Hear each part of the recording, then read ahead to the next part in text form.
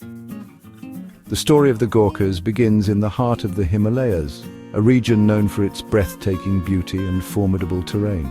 The towering peaks and deep valleys have long been a source of inspiration and challenge for the people who call this place home. It starts in a small kingdom called Gorkha, a place that, despite its modest size, held a significant position in the region. The kingdom was strategically located, making it a focal point for trade and military endeavors. This kingdom was founded in the 16th century, a time when the region was a mosaic of small, independent states. Each of these states had its own unique culture, traditions, and way of life. Gorkha was nestled amidst the towering peaks and verdant valleys of present-day Nepal. The natural beauty of the land was matched only by the resilience and spirit of its people. Don't let its size fool you. Gorkha was strategically important, serving as a gateway between the high Himalayas and the fertile plains to the south. Its location made it a coveted prize for neighboring kingdoms. It was a land of rugged terrain and brave warriors. The harsh environment demanded strength and tenacity, qualities that the Gorkhas possessed in abundance. These warriors were known for their fierce independence and martial skill.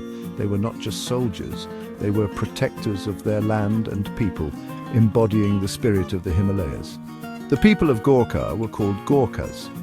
They were a close-knit community bound by shared traditions and a deep sense of loyalty to their homeland. They were primarily farmers and herders, living off the land and the livestock they tended. Their agricultural practices were adapted to the challenging terrain, with terraced fields that clung to the mountainsides. But they were also trained warriors when needed. Their lives were tough, the terrain was unforgiving, and survival required both physical and mental fortitude. This made them hardy and resilient. The Gorkhas were known for their ability to endure hardships and overcome obstacles, traits that would serve them well in the years to come. Life in the shadow of the Himalayas shaped their character.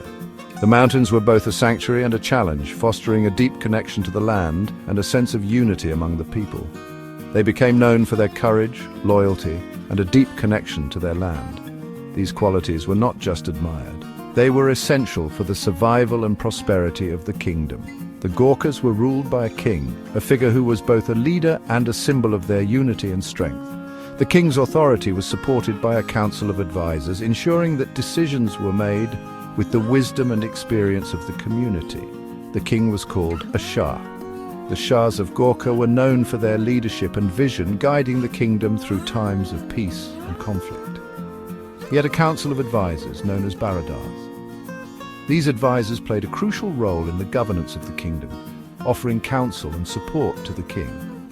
These advisors were called Baradars. They were respected figures in the community, chosen for their wisdom, experience, and dedication to the kingdom. The Gorkhas had their own language and culture. They were deeply spiritual. They followed Hinduism, which influenced their daily lives, rituals, and festivals.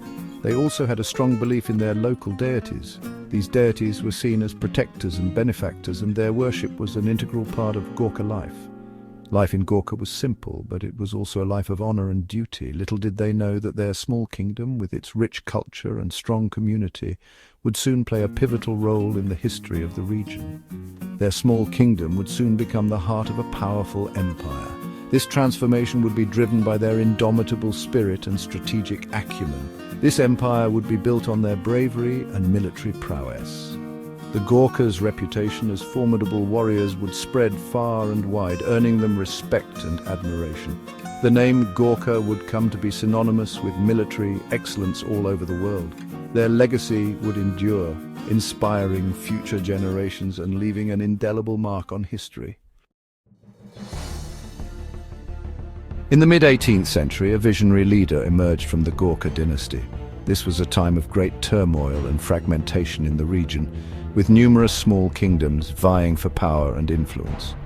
Amidst this chaos, a young and ambitious leader saw an opportunity to change the course of history. His name was Prithvi Narayan Shah. Born in 1723, he was the 9th-generation descendant of Dravya Shah, the founder of the ruling Shah dynasty in the small kingdom of Gorkha. From a young age, Prithvi Narayan Shah exhibited qualities of leadership and a keen interest in the military arts. He was destined to change the course of history.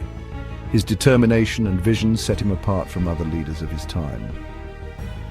He was not content with the status quo and sought to bring about a significant transformation in the region. He was a skilled warrior and a shrewd strategist.